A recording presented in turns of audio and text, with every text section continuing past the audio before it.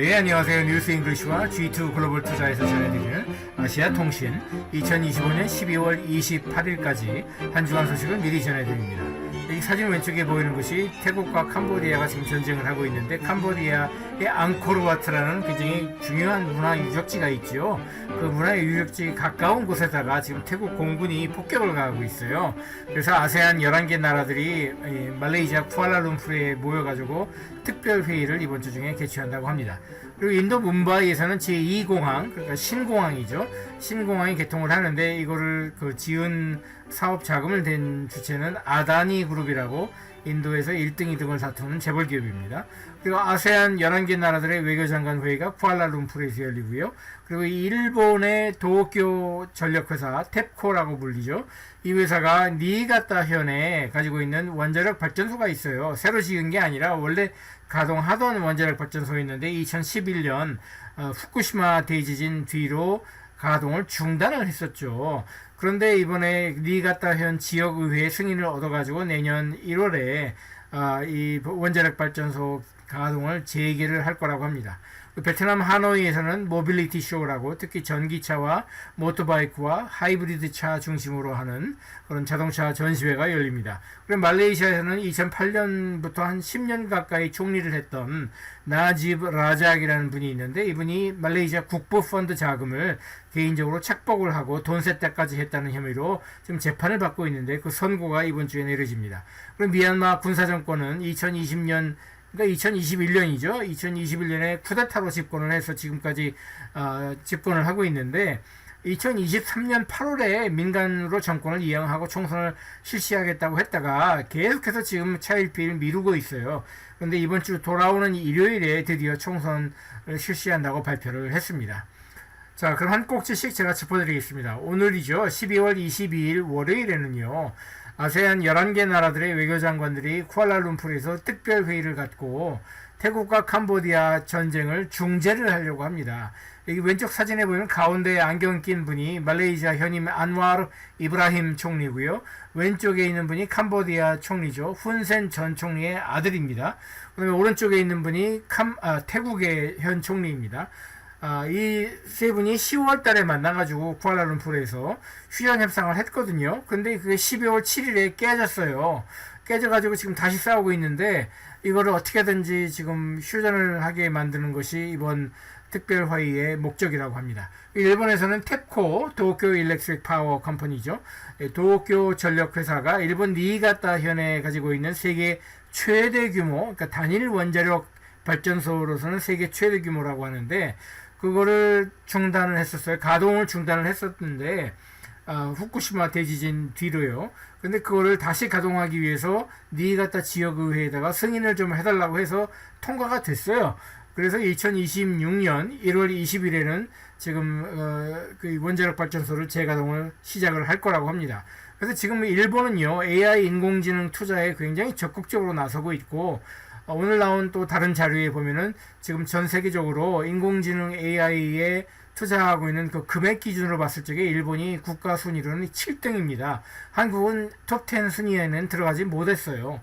그래 놓고 어떻게 뭐 AI 세계 3대 강국이 되겠다는 둥 이렇게 큰 소리를 뻥뻥 치는지 저는 알다가도 모르겠지만, 아무튼 일본은 7위입니다. 그래서 앞으로 더 이 투자를 늘리기 위해서는 무엇보다 전력 확보가 최우선순위이기 때문에 이렇게 가동 중단했던 원자력 발전소를 다시 가동하는 걸로 보입니다. 자, 그리고 이제 중국에서는요, 부동산 개발업체 가운데 1등 업체 가운데 차이나 벤케라고 있어요. 한자로 쓰면은 1만 만자에다가 과목할 적에 과, 그래서 완커라고 있는데, 차이나 벤케라는 이 회사가 약 20억 위원회에 해당하는 그 채무를 1년만 유예해달라. 그래서 채무 상환 1년 유예 신청을 했어요.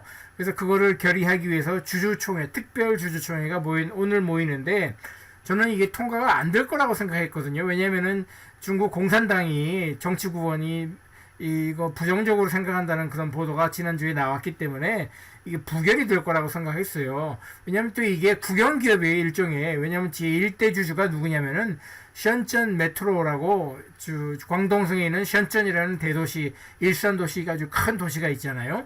그 도시의 지하철 운영 공사가 1대 주주예요. 차이나 반케.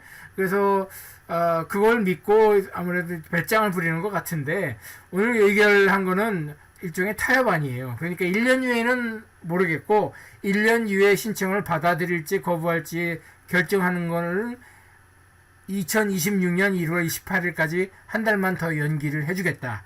그 대신에 당신들이 지금 갖고 있다는 6천만 위안에 해당하는 현금, 그 현금을 당장 토해내라. 그래서 이런 조건으로 오늘 타결이 됐다고 합니다. 자, 23일 화요일 내일이 되면은요, 싱가포르가 11월 한 달 인플레이션 데이터를 발표를 합니다. 소비자 물가 상승률이죠. 여기서 왼쪽 차트에 보면은 제일 왼쪽에 2020년부터 제일 오른쪽에 2025년 4분기까지 지금 인플레이션을 보여주고 있는데, 코로나 기간 동안에 치솟았던 인플레이션이 지금 빠르게 내려가고 있죠. 그래서 지금 그럼 9월하고 10월 데이터를 보자. 그래서 9월에는 그 코어 CPI, 그러니까 에너지와 식료품을 제외한, 그래서 식료품이라는 거는 밖에 나가서 사면 외식, 그거는 해당이 아닙니다. 그러니까 슈퍼마켓에 가서 식재료를 사는 것만 식료품이라고 하고, 밖에서 사 먹는 거는 그건 외식이라고 따로 카테고리가 따로 있죠. 그래서 아무튼 이게 식료품 플러스 에너지 가격을 제외한 그 코어 CPI는 9월에 0.4% 올랐는데 10월에는 3배나 더 올라서 1.2%가 된 거예요. 그러면 에너지와 식료품까지 다 포함해서 한번 보자. 9월에는 이게 0.7%였는데 10월에는 이것도 올라가지고 1.2%로 나온 거예요. 그럼 11월에는 어떻게 나올까? 지금 다들 초미의 관심사인데, 이게 1.1%를 또 넘길지 아니면 1% 아래로 내려갈지, 그게 지금 관심사입니다. 2025년 한 해 12달치를 다 합해서 인플레이션은 지금 전망하기로는 코어 CPI는 0.5%, 그리고 전체 CPI는 0.8%를 전망을 하고 있습니다. 자, 수요일은 건너뛰고요. 목요일 25일 크리스마스가 되면은요, 여기 왼쪽 사진에 보이는 것이 인도 뭄바이에 지금 완공을 앞두고 있는 나비 뭄바이 에어포트라는 제2공항이에요. 신공항이죠. 이 건설한 이 사업 자금을 댄 주체는 아다니 그룹이라고, 인도의 릴라이언스 그룹이라는 그 재벌 그룹과 함께 1등, 2등을 다투는 재벌 기업이고, 모디 총리하고 특별히 친하다고 하는 그런 아다니라는 사람이 이끄는 기업이죠. 그런데 인도의 항공업계가 2025년을 굉장히 불운했어요. 연초에 그 국영 항공사죠. 에어인디아라는 그 항공사의 그 787 여객기가 신용 여객기인데, 그게 추락해가지고 한 명만 가까스로 살아남고 전부 다 죽었습니다. 예, 저도 에어인디아 여러 번 타봤는데, 비행기는 787 새 거일지 몰라도 뭐 기내 서비스라든지 뭐 다른 거는 모조리 다 빵점입니다. 예, 절대 권하지 않습니다. 자, 그리고 인디고라고 규모로서는 에어인디아 국영 항공사보다 더 커요. 인도의 1등 항공사인데 국내선 노선이 많죠. 에어인디아는 국제선이 많고. 근데 그 인디고라는 그 인도 민간 항공사가 지금 12월 초에, 올해 12월 초에 운항 마비 사태가 일어났어요. 컴퓨터 시스템이 잘못돼가지고 운항 마비가 돼서 크게 혼란을 가져왔는데, 이처럼 인도 항공업계가 올해는 굉장히 불운한 한 해였죠. 그래서 이번에 제2공항 뭄바이 공항을 문 연다는 것이 뭐 어떻게 호재로 작용할지는 모르겠지만, 아무튼 또 인도 공항들의 또 하나의 특이한 점은 갈 때마다 느끼는 건데, 뭐 많이 가보지는 않았지만은 그 공항에 도착을 하잖아요.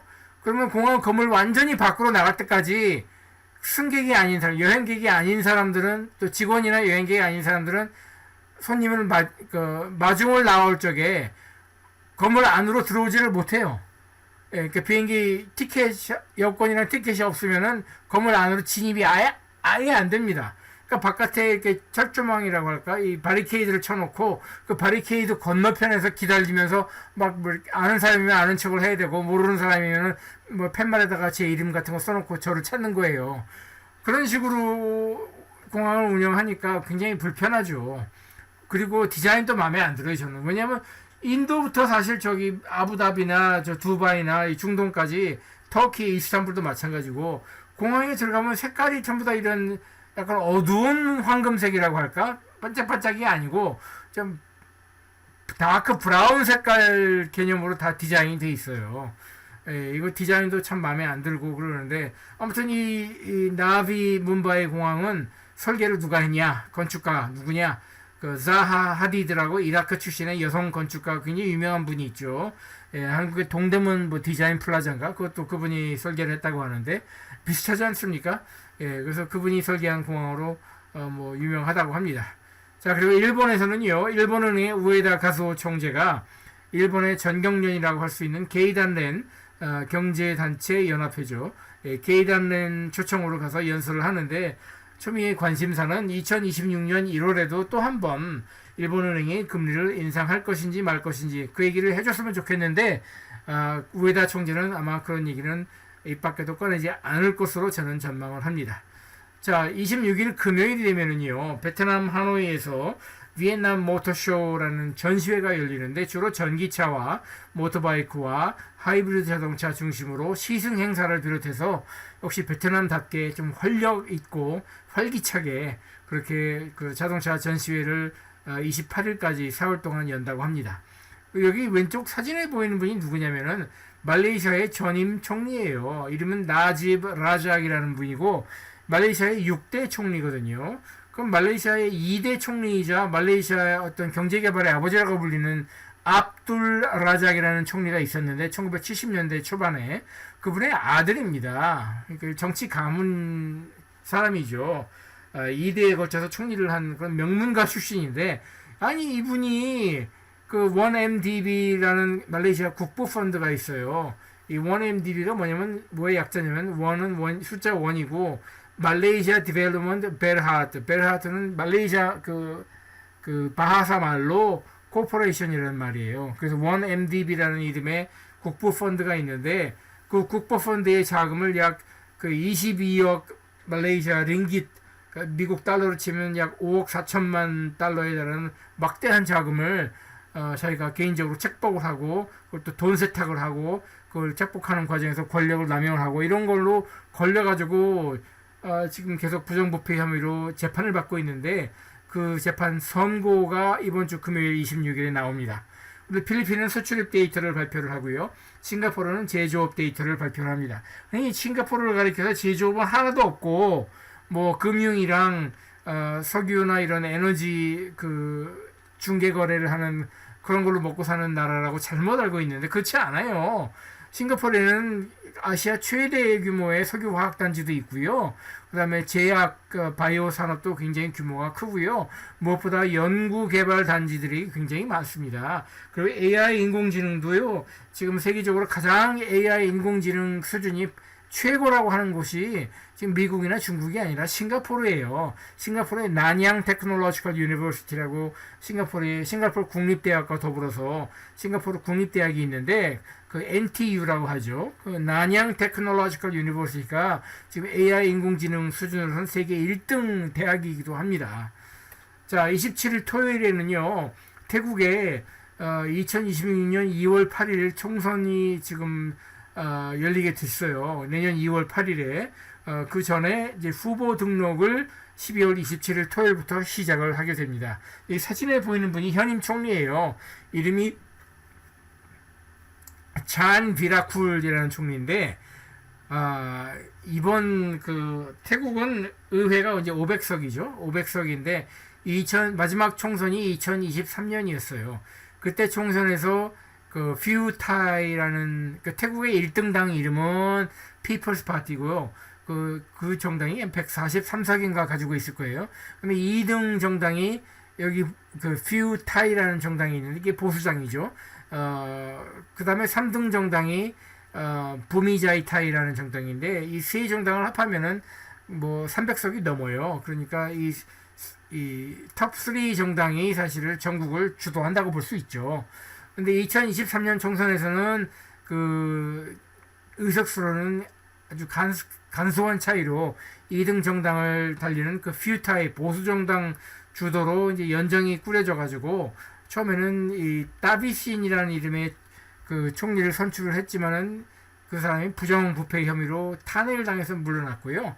그 뒤를 이어가지고 역시 같은 퓨타이 정당 출신인 시나와트라 젊은 여자 총리가 선출이 됐는데 그 사람도 또 탄핵을 당했어요. 탄핵당한 혐의는 그 캄보디아 군사 지도자들하고 좀 부정한 그런 전화 통화를 하면서 그 태국의 그 군 장성들을 엄청나게 씹어댔다는 거죠. 한마디로 그 반애국 매국노 행위를 했다는 혐의를 받아가지고 탄핵을 당해서 물러났습니다. 그래서 지금 2025년 9월, 지난 9월 달에 정당이 다른 정당, 그러니까 피플스 파티죠. 제1당입니다.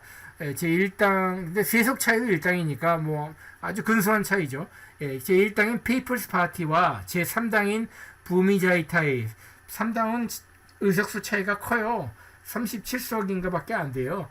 그래서 아무튼 제1당과 제3당이 연정을 새로 꾸려가지고 여기 보이는 찬 비라쿨이라는 사람이 지금 총리를 하고 있어요.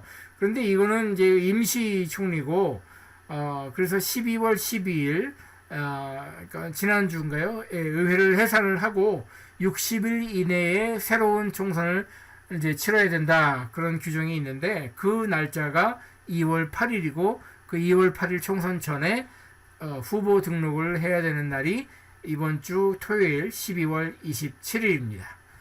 자, 28일 일요일이 되면은요, 여기 사진에 보이는 분이 민 아웅 흘리앙이라고 미얀마 군사정권의 뭐 대빵이에요. 사성 장군이죠. 별 숫자를 보니까 사성 장군인데 이 사람이 2021년 군부 쿠데타로 집권을 했고 23년 8월에는 민간으로 정권을 이양하겠다 약속을 하고 8월에 선거 일정을 약속을 했다가 자기 말을 씹어버리고 연기해서 지금 12월 28일에 민간으로 정권을 이양하기 위한 총선을 실시를 한다고 합니다. 실제로 하게 될지 또 한번 어떻게 구실을 만들어 가지고 연기를 하게 될지는 모르겠습니다.